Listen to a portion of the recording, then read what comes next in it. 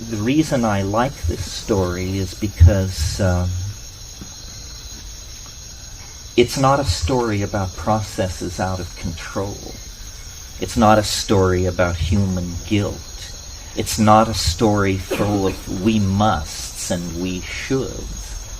It's a story which gives honor to every part of the unfolding experience field.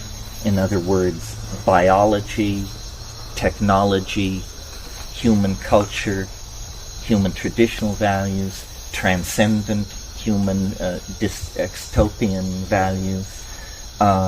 It's a story of things on course, on time, and under budget.